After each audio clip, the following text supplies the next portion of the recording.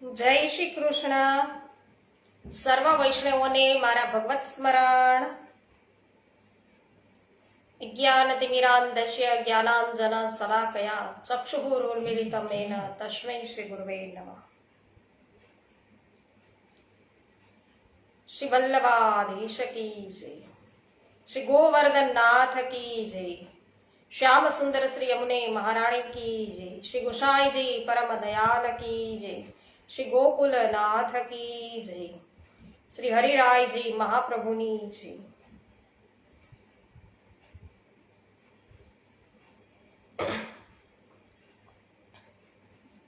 વૈષ્ણવો, આજે કંટોલા તેરસ. આજે શિવનાથજી બાબાએ એવી અદ્ભુત લીલા કરી અને પ્રભુએ બે ભક્તો ઉપર છે એટલી કૃપા કરી. તો એ કયા બે ભક્તો છે એના વિશેનો વિડીયો તમને યુટ્યુબ ઉપર કલાક પછી છે જોવા મળશે. તો અવશ્ય કંટોલા તેરસનો જે કથા છે, મહાત્મ્ય છે, સુંદર વાર્તા પ્રસંગ છે, એ તમે સાંભળજો.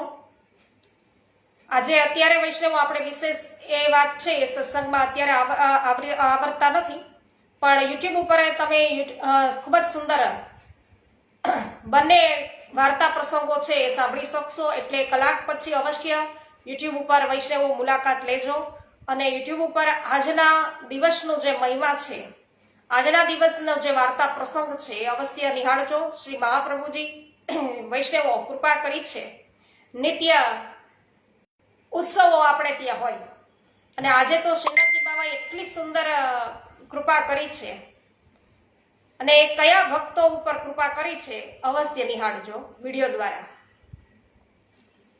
અત્યારે ગર્ગ સંહિતા દ્વારિકા ખંડ અને અધ્યાય 13 લઈએ છીએ. રંજનબેન લુણાગરિયા સર્વપ્રથમ ઉપસ્થિત થયા છે. જય શ્રી કૃષ્ણ રંજનબેન, સ્વાગત છે આપનું. કથિરિયા વલ્લભભાઈ, જય શ્રી કૃષ્ણ, સ્વાગત છે. કાંતાબેન કોઠડિયા, જય શ્રી કૃષ્ણ, સ્વાગત છે આપનું.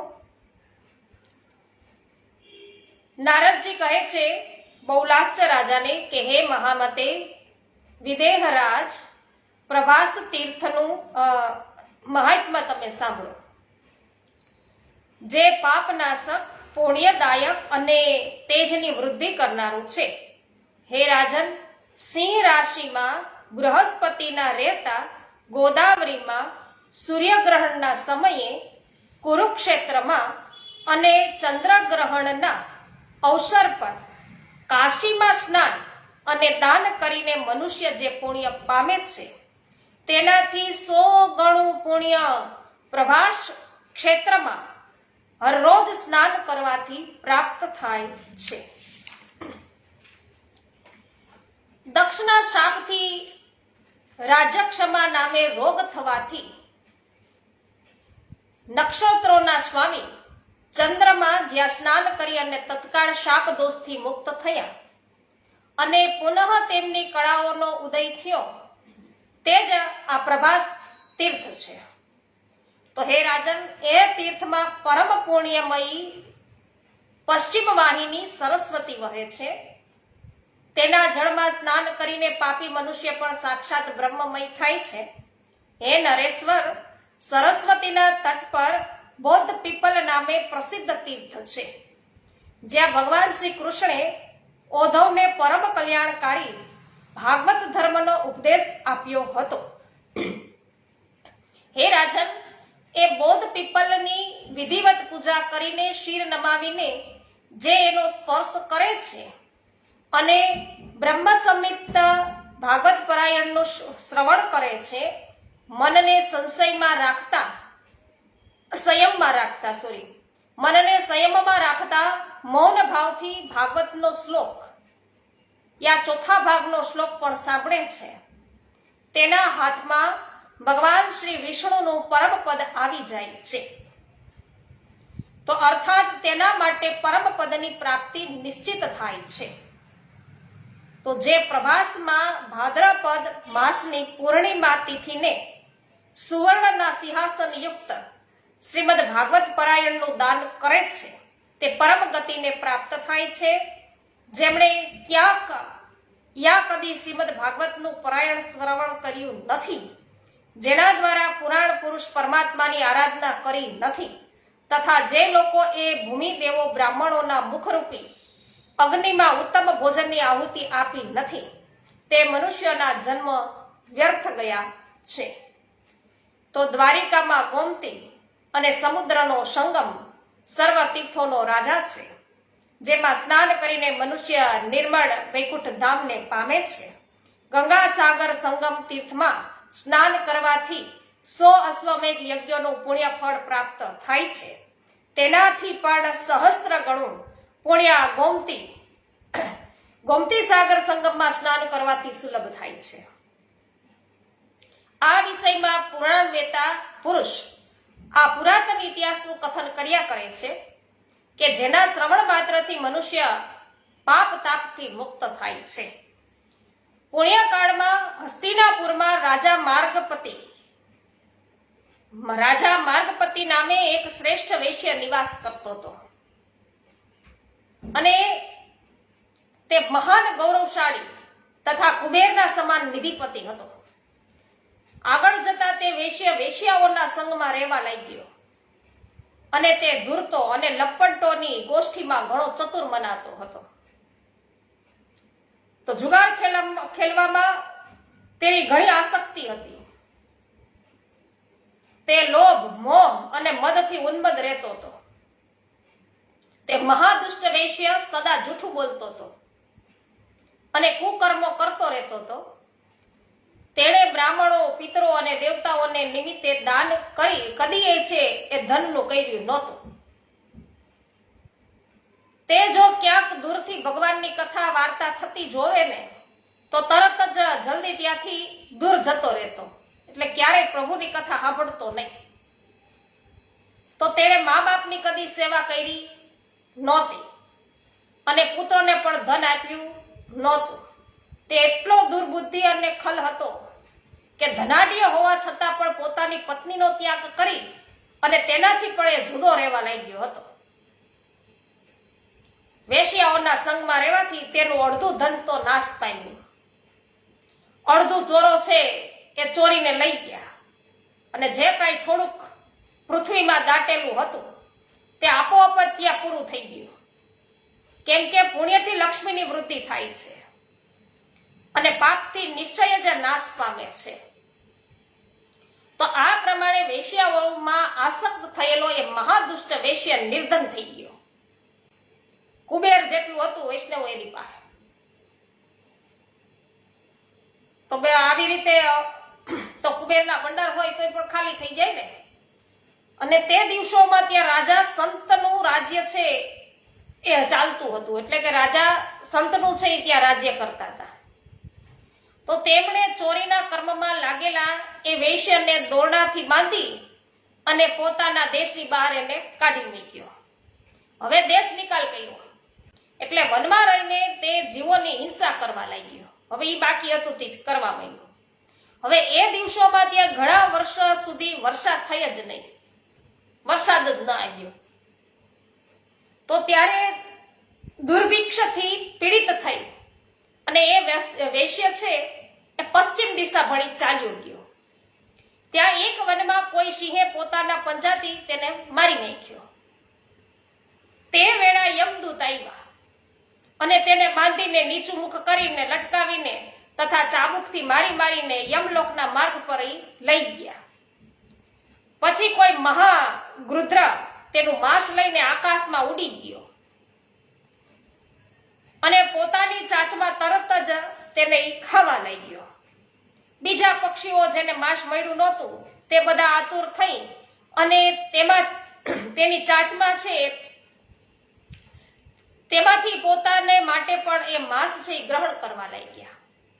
તો એ પ્રકારે ત્યાં પક્ષીઓ છે એનો મોટો કોલાહલ થવા લાગ્યો અને તે પણ તે ગીધે પોતાના મુખથી માંસને છોડ્યું નહીં. તો પણ તે ઉડતો પશ્ચિમ દિશા તરફ ચાલ્યો ગયો અને ત્યાં તેના સમાન શક્તિશાળી બીજો એક ગીધ આવ્યો તે બીજા ગીધે તેના મોઢા પર પોતાની તીક્ષ્ણ ચાંચથી ને પ્રહાર કર્યો. ત્યારે તેના મુખમાંથી એ માસ ગોમતી સાગર સંગમમાં પડ્યું અને એ તીર્થોમાં તે માસ ડૂબતા જ એ મહાપાપી વૈશ્ય યમદૂતોના પાસોને સ્વયં તોડી નાખીને ભુજાઓથી યુક્ત એ દેવતા થયા. લે તો એ દૂતોના દેખતા દિવ્ય વિમાન પર આરૂઢ થઈ ગયો. આરૂઢ થઈને બધી દિશાઓને પ્રકાશિત કરતો કરતો તે શ્રી હરિના પરમધામમાં ચાલ્યો ગયો. નકર તો વારો હતો યમલોકમાં જવાનો વૈષ્ણવો, અને ત્યાં પછી નરકમાં કયા નાખત એ પછીની વાત. પણ એનું માંસ જ્યાં ગીધે લઈ લીધું અને એની સામે બીજો ગીધ આવ્યો અને એ માંસનો લોંદો આ ગોમતી સમુદ્ર સંગમમાં જે પડ્યો છે અને વૈષ્ણવો આવી રીતે એમની દુર્ગતિ થતા અટકી ગઈ. તો જે મનુષ્ય આ ગોમતી સમુદ્ર સંગમ છે એના આ માહિતમને સાંભળે છે તે સર્વ પાપોથી મુક્ત થઈ અને ભગવાન વિષ્ણુના લોકમાં જાય છે. આ પ્રમાણે શ્રી ગર્ગ સંહિતામાં દ્વારિકા ખંડના શ્રી નારદ બહુલાશ્ચ સંવાદમાં આ પ્રભાસ સરસ્વતી બૌદ્ધ પીપલ તથા ગોમતી સિંધુ સંગમનું માહિત્મ્ય એ નામનો આ 13મો અધ્યાય છે પૂરો થયો. શ્રી ગોવર્ધનનાથ કી જય. વિઠ્ઠલભાઈ ગોંડલિયા સ્વાગત છે. ભાવનાબેન ભાલોડિયા સ્વાગત છે. ભાવનાબેન, હમણાં યુટ્યુબ ઉપર તમે 1 કલાક પછી કંટોલા તેરસ વિશે સુંદર સત્સંગ, એક તો બધાને ખબર જ છે કે કંટોલા તેરસ છે એમની કથા, પણ એક રહસ્ય કથા પણ સાથે સાથે આપણે વર્ણવવી છે એમાં. એટલે કલાક પછી તમે યુટ્યુબ ઉપર આજના દિવસનો કંટોલા તેરસનો ખાસ વિડીયો છે આપણે અપલોડ કરેલો છે. કલાક પછી આપ નિહાળી શકશો, તો અવશ્ય છે એટલે યુટ્યુબ ઉપર નિહાળજો. હેમાબેન ગુજરાતી જયવો સ્વાગત છે. રમેશભાઈ ચાંગાણી સ્વાગત છે. હા, સરસ સરસ, આભાર રમેશભાઈ. અનુરુદ્ધ બાવાને પણ દંડવત તમે પહોંચાડ્યા કાલે, ખૂબ સરસ.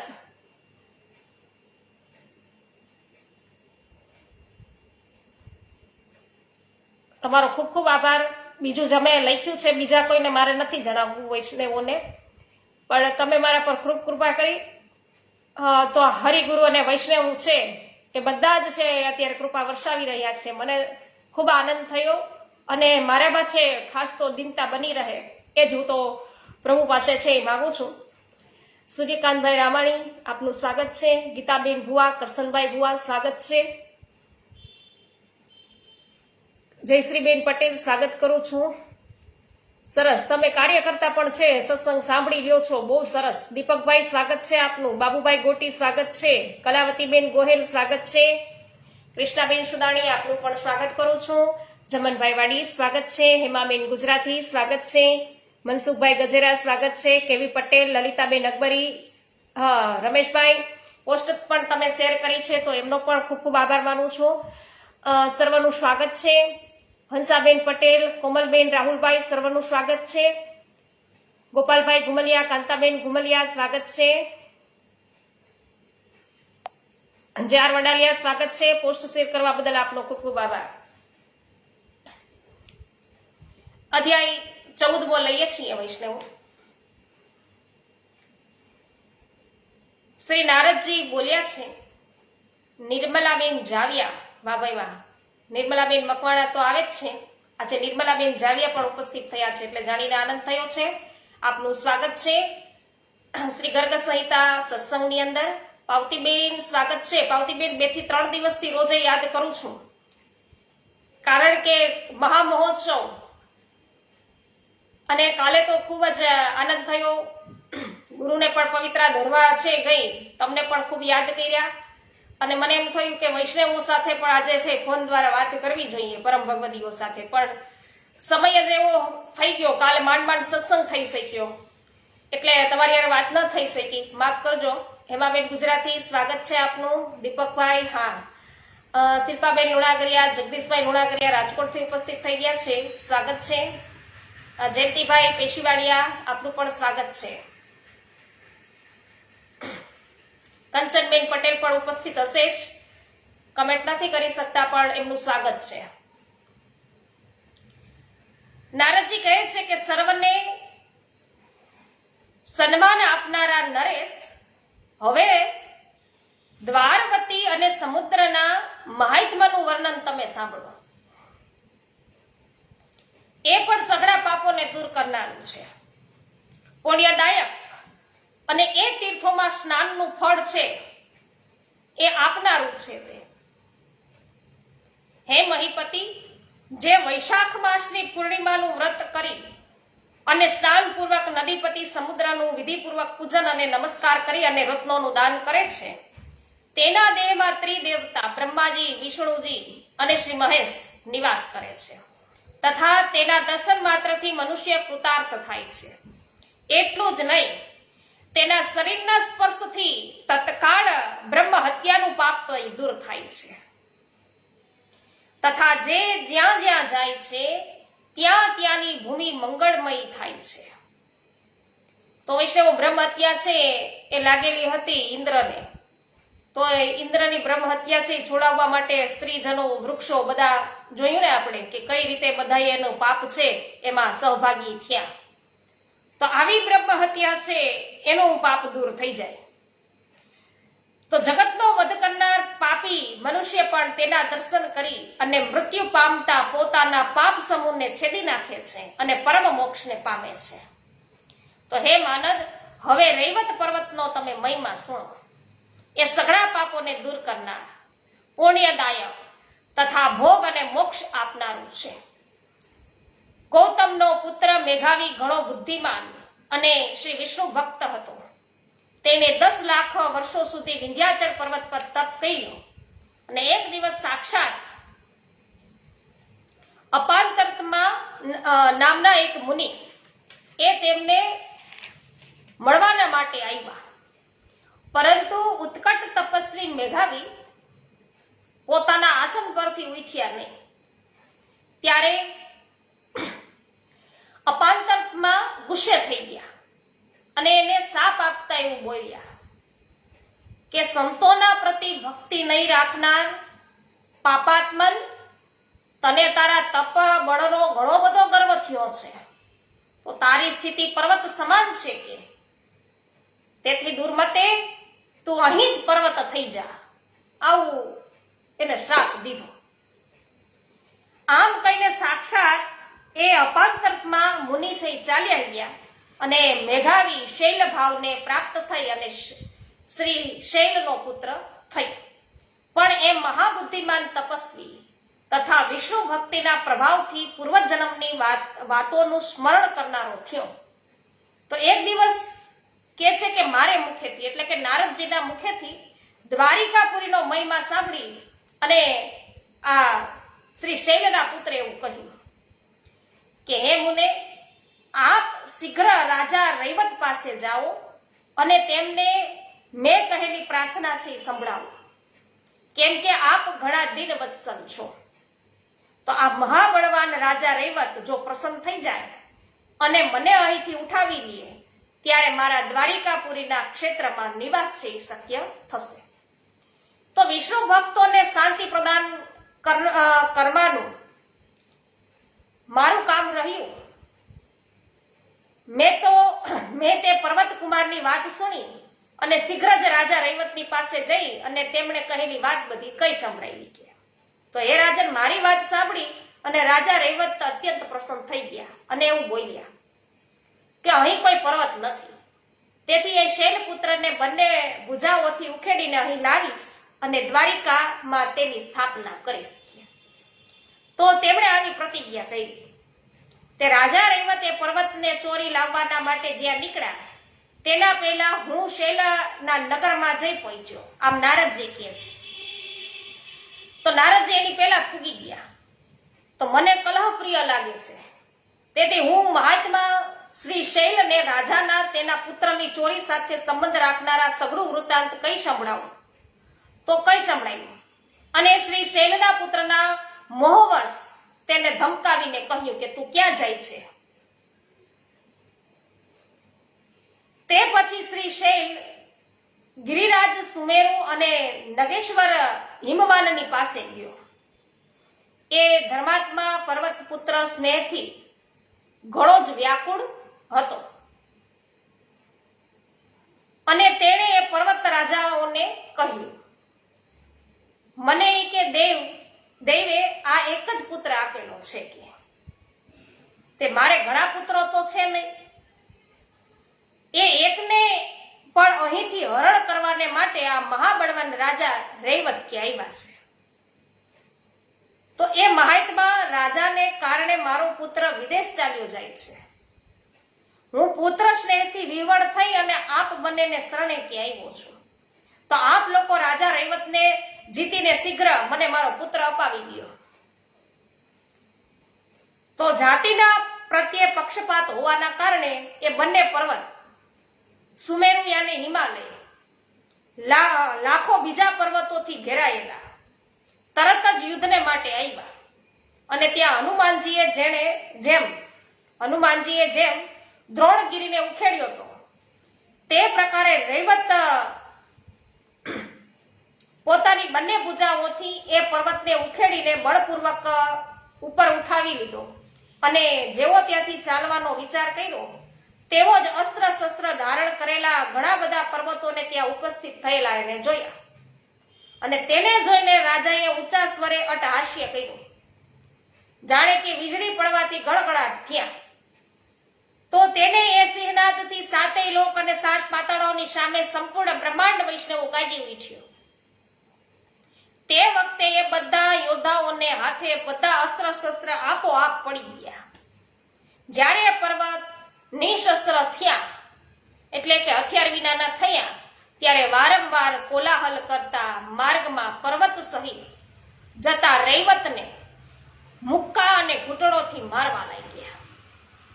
તો તે એવી રીતે કે જેમ પૂર્વકાળમાં દ્રોણાચળના રક્ષણ મહાબળવાન હનુમાનજીની પાછળ તેમને મારવાના માટે કેટલેક દૂર સુધી ગયા હતા. તો એ પર્વતોને પ્રહાર કરવાથી પણ રાજા રૈવતે પોતાને હાથે ઉપરયુક્ત પર્વતને છોડ્યો જ નહીં. તો આ બાજુ મારે જ મુખથી રાજા રૈવતના પર પર્વતોનું આક્રમણ સાંભળીને ભક્ત વત્સલ ભગવાન શ્રી કૃષ્ણ પોતાના ભક્તોની સહાય અર્થે તત્કાળ આકાશ માર્ગેથી આવ્યા અને રાજાને પોતાનું ઉત્કૃષ્ટ તેજ આપી અને શું કીધું કે ડરો નહીં, અભયદાન દીધું પ્રભુએ અને તરત જ ત્યાંથી અંતર્ધ્યાન થયા.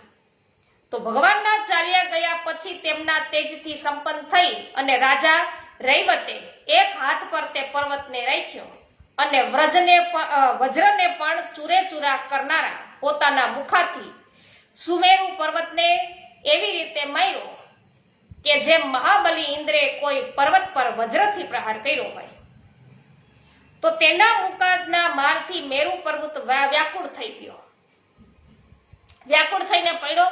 પછી હિમવાનને પણ પોતાના બાહુવેગથી ધરાશાયી કરી અને રણદુર્મદ નરેશે વિંધ્ય આદિ બીજા પર્વતોને પણ પગોથી પોંદી નાખ્યા અને વિંધ્ય આદિ બધા પર્વતો તેમના પગોના પ્રહારથી કચડી નાખવાના કારણે ભયભીત થઈ અને યુદ્ધનું મેદાન છોડી અને 10 દિશાઓમાં નાસી ગયા. તો આ પ્રકારે પર્વતોના સમૂહો પર વિજય મેળવીને પર્વતના સમાન સુદૃઢ શરીરવાળા રાજા રૈવતે તે પર્વતને વિજય ગર્જના કરી લઈ જઈ અને આનર્ત દેશમાં છે એ સ્થાપિત કર્યો. તો હે રાજન, એ પર્વત રાજા રૈવતના જ નામ પરથી રૈવત કાચડના રૂપે છે પ્રખ્યાત થયો. તો ભગવાનના પ્રતિ ભક્તિભાવથી યુક્ત એ શ્રેષ્ઠ પર્વત આજે પણ દ્વારિકા ક્ષેત્રમાં વિરાજમાન છે. તેના દર્શન માત્રથી બ્રહ્મ હત્યાના પાપમાંથી છુટકારો થાય છે અને તેના સ્પર્શ માત્રથી મનુષ્ય 100 યજ્ઞનું ફળ પ્રાપ્ત કરે છે. તે પર્વતની યાત્રા અને પરિક્રમા કરીને નતમસ્તક થઈ અને જે મનુષ્ય બ્રાહ્મણોને ભોજન આપે છે તે ભગવાન શ્રી વિષ્ણુના પરમ પદને પ્રાપ્ત કરે છે. તો કદાચ કૃષ્ણાબેનને ખબર હશે કે ભાઈ આ દ્વારિકા ક્ષેત્રની અંદર આ પર્વત છે એને અહીંયા પ્રસ્થાપિત કર્યો છે, અત્યારે આ ક્ષેત્રમાં વિરાજમાન છે. તો મારા ખ્યાલથી અમારા જુનાગઢનો આ ગિરનાર, કારણ કે જુનાગઢનું બીજું નામ છે એ રૈવતનગર છે, અને એટલા માટે વૈષ્ણવો અહીંયા બળદેવજીનું જે મંદિર છે તો ત્યાં પણ રેવતી કુંડ છે, જે દામોદર કુંડ છે, પછી તરત જ અંદરની સાઈડમાં રેવતી કુંડ છે, અને ત્યાં શ્રી મહાપ્રભુજીના બેઠકજી બિરાજે છે. તો રૈવતા કાચળ એટલે કે આ ગિરનાર જ મારા ખ્યાલ મુજબ, એટલે કદાચ કોઈને પૂછું છું ખ્યાલ હોય તો, પણ અહીંયા આવી સ્પષ્ટતા કરેલી નથી એટલે મને બહુ ખ્યાલ આવતો નથી. પણ આ પ્રમાણે શ્રી ગર્ગ સંહિતામાં દ્વારિકા ખંડના શ્રી નારદ બહુલાચ સંવાદમાં સમુદ્ર અને રૈવતકાચલનું માહિતમાં આ નામનો 14મો અધ્યાય છે પૂરો થયો. બ્રજભાઈ કંડોરિયા સ્વાગત છે, પૃષ્ઠ શેર કરવા બદલ આભાર. હેમાબેન ગુજરાતી આભાર આપનો. રંજનબેન જય હો. હેમાબેન જય હો. સોનલબેન સતાશિયા સ્વાગત છે. જ્યોત્સનાબેન સાંગાણી સ્વાગત છે આપનું. જ્યોત્સનાબેન ધામેચા સ્વાગત કરું છું. સુભાષભાઈ ભાયાણી, કુંદનબેન પરમાર સ્વાગત છે.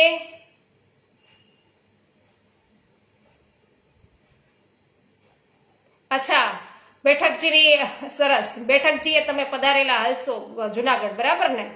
પણ તમે પણ ફોન ન કરી શક્યા એટલે આપણે બધા છે આ જ રીતે, કારણ કે હું કાલે હવેલી ગઈ તો 2 કલાક જેવો સમય મારે પણ જોયો, એટલે માંડ સત્સંગ ભારે થઈ શક્યો. રમેશભાઈ ચાંગાણી, કારણ કે વૈષ્ણવોની ભીડ છે કાલના દિવસે ખૂબ જ હોય. હા, જય હો રમેશભાઈ ચાંગાણી.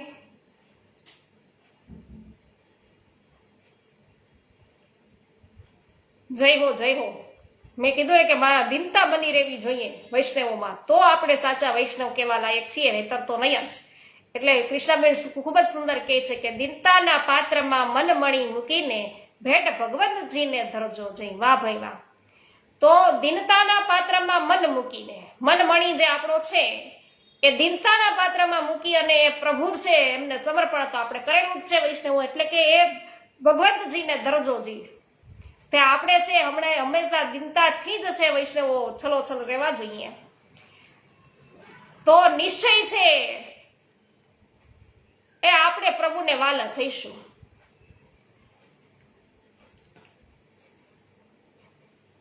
મેં કાલે એટલી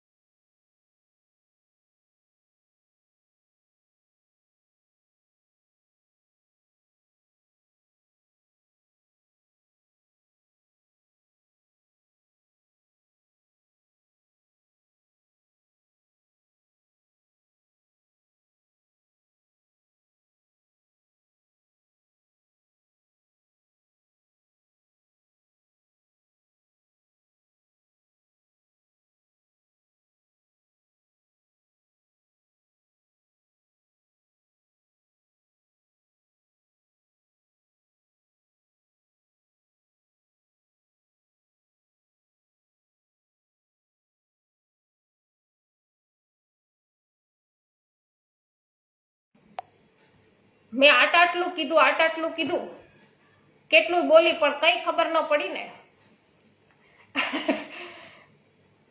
અવાજ નથી આવતો, હવે આવશે.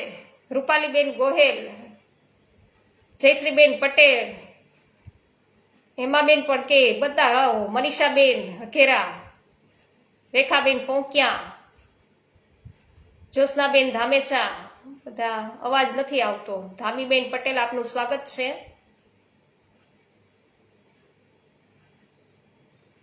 કરશનભાઈ પણ કહી રહ્યા છે, સરસ. હેમાબેન ગુજરાતી,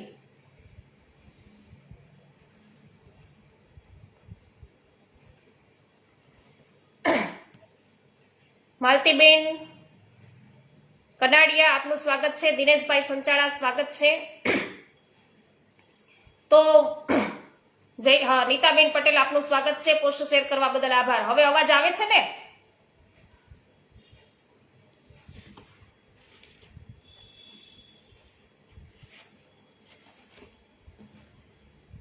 સરસ, અવાજ આવે છે હવે.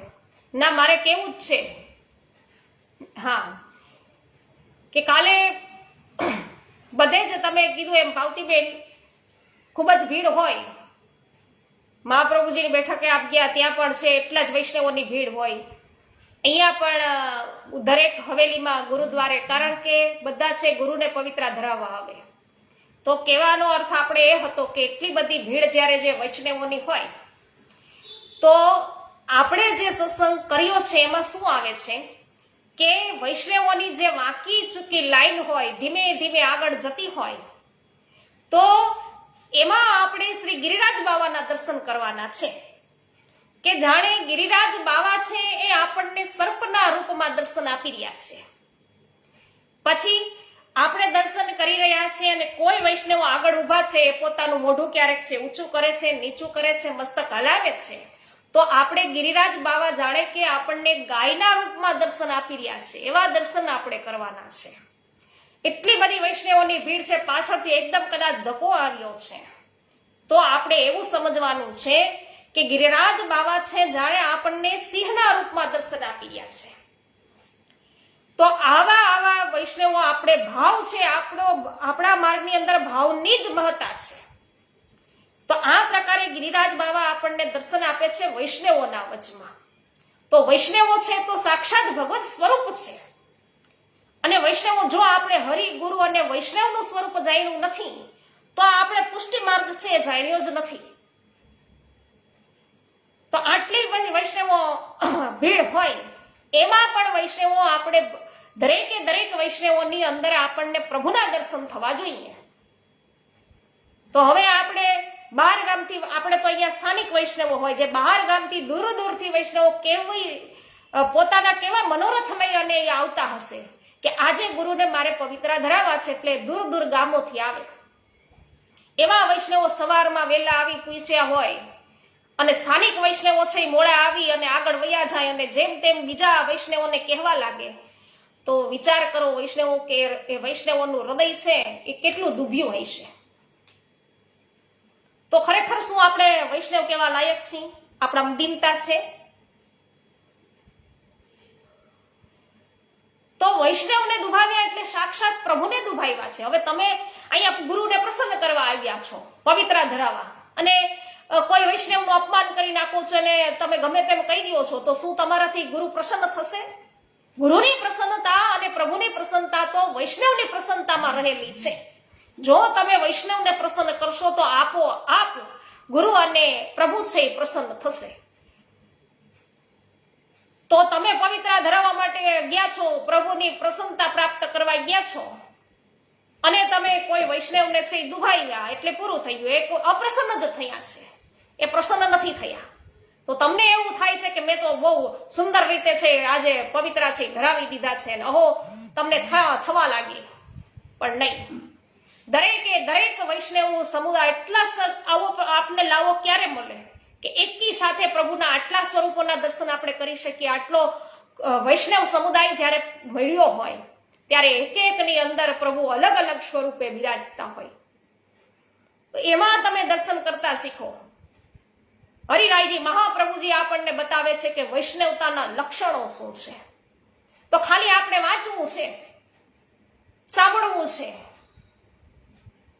અને કોકને કેવું છે કે આટલા લક્ષણો હોય છે વૈષ્ણવો, પણ આપણે એવું આચરણ કરવું નથી. તો પછી તમે સેવા રોજે રોજ પહોંચો છો, રોજે રોજ તમે ગુરુદ્વારે જઈ અને ગુરુની સેવામાં પહોંચો છો અને વૈષ્ણવો છે એમને તમે અપમાન કરો છો, એટલે કોઈ છે એ સેવાથી તમારા પ્રભુ છે એ પ્રસન્ન ન થાય.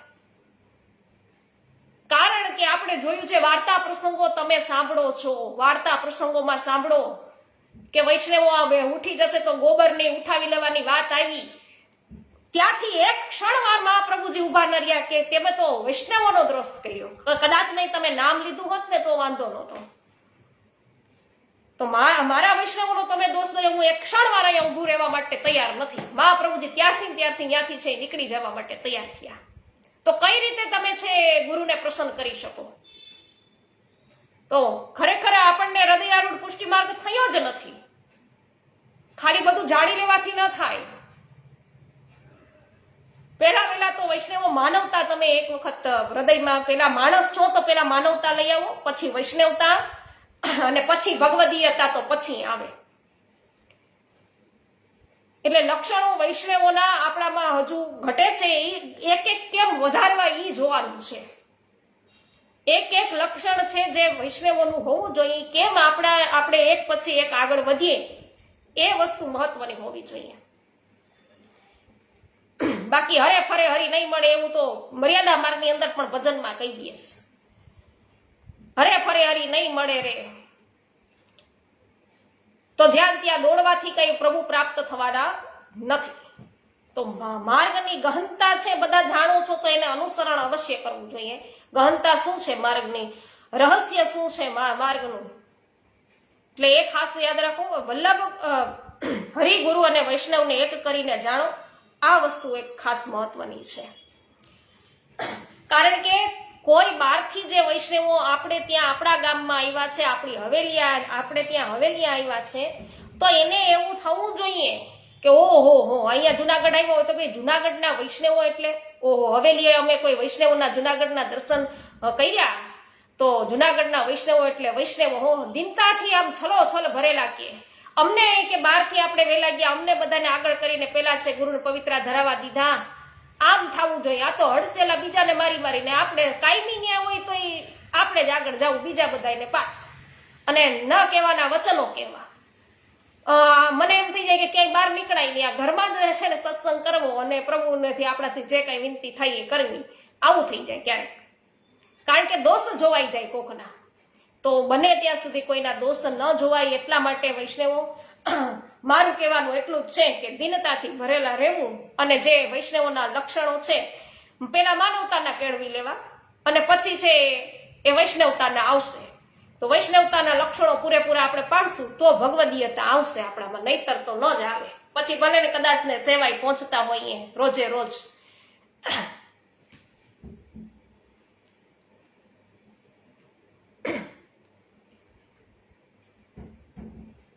ગઢિયા રસિકભાઈ, અંશુયાબેન ગઢિયા સ્વાગત છે. જ્યોત્સનાબેન કે સાચે, હા સુંદર વાત કરી. હેમાબેન પણ કે છે કે સાચી વાત કરી. વિનોદભાઈ કે છે કે પુષ્ટિ માર્ગની દીક્ષા લેવા વાળા ઘણા લોકો છે, પણ પુષ્ટિ માર્ગના સિદ્ધાંત પર ચાલવા વાળા બહુ જ ઓછા હોય છે. આપણે પણ નથી, હું નથી સેવા પહોંચતી તો હવે આપણે નથી ચાલતા. મહાપ્રભુજીએ એ જ કીધું છે, નથી ચાલતા. પણ પેલા વેલા વૈષ્ણવતા તો કેળવી લઈએ ને, વૈષ્ણવતા કેળવાશે તો કઈક થશે આગળ. હા, લાઈનની ભાવના કઈ અતિ સુંદર છે. આપણે પણ ગયા વર્ષે વાહ ભાઈ વાહ. હા, તો મને આપનું મિલન થયું. વિચાર કરો કે એવો શુદ્ધ ભાવ લઈને આપણે જઈએ તો આવી રીતે આવા ભગવદીઓનું મિલન થાય. તો દરેકની અંદર પ્રભુ બિરાજેલા ગિરિરાજ બાવા છે. સમજો વૈષ્ણવો કે આડા સવડી લાઈનમાં ગિરિરાજ બાવા દર્શન આપી રહ્યા છે. ગાયના સ્વરૂપે દર્શન આપે, સ્વર્પના સ્વરૂપે આપે. કોઈ નાનકનો બાળક આમ ઘડીએ વારે આવે ને જાય. તમે એટલા બધા તમે જોજો, એટલા બધા વૈષ્ણવો હોય ને એમાં કોઈક વૈષ્ણવનું બાળક છે ને ઘડીએ વારે આવે, ઘડીએ વારે જાય. ઘડાય કે બેહીને ભાઈ કેટલી વાર નીકળો, આમ કે દેખાતું નથી, અહીંયા લાગી ગયું. ઓહો મારો પગ રહ્યા છે એ પહોંચાડી દીધો, આમ બોલે. બાલક હરિય ગિરિરાજ બાબા આવ્યા, બાલક સ્વરૂપે દર્શન દેવા આવ્યા છે. તો આવો ભાવ કરો, ભાવ લઈને જાઓ, નહીં તો ઘરની અંદર રહ્યો, પછી ક્યાંય જવાની જરૂર નથી. બરાબર ને? હા, સત્સંગથી મળે કે છે કે જો વાલા આપણા હૃદયમાં સત્સંગ ઉતારવાનો છે.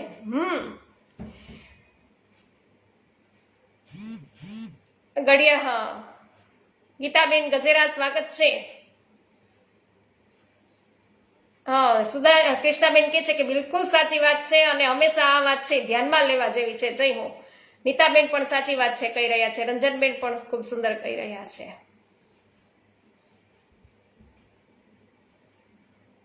માફ કરજો વૈષ્ણવો, ચાલો ક્ષમા. અને હા, યાદ રાખજો કે આજે કંટોલા તેરસ રહસ્ય વાર્તા પણ જણાવીશ અને બધાને આપણને શ્રીનાથજી ચરિત્રામૃતમાં સાંભળી છે એ પણ કંટોલા તેરસની વાર્તા પ્રસંગ છે એ અવશ્ય સંભળાવીશ. તો બંને વાર્તા પ્રસંગ છે તમને હમણાં કલાકમાં યુટ્યુબ ઉપર જોવા મળશે, એટલે અવશ્ય છે બધા સાંભળજો. આજનો શું મહિમા છે, આજે પ્રભુએ કયા જીવ ઉપર છે કે કૃપા કરી છે એ આપણે જોવાનું છે. અને શ્રીનાથજીની લીલાઓ એટલે લીલાઓ હોય છે, આપણને બધાને ખબર છે. મનોહર લીલા પ્રભુ કરે, નિત્ય લીલા કરે અને કોઈ પણ છે એને કળી ન શકે એવી અકળ લીલાઓ હોય છે પ્રભુની. તો અવશ્ય છે લાભ લેજો.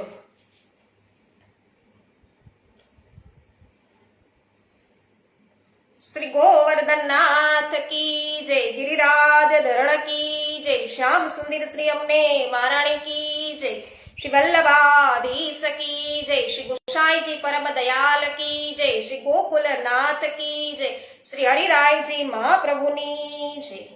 સર્વે વૈષ્ણવોને મારા જય શ્રી કૃષ્ણ.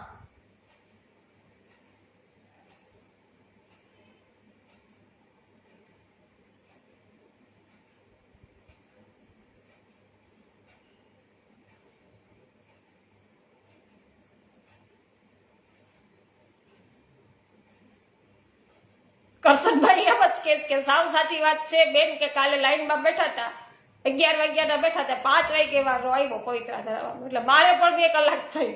કરશનભાઈ તો એમને તો કઈ ફલ પ્રાપ્ત થાય નહીં ને, હે તો પછી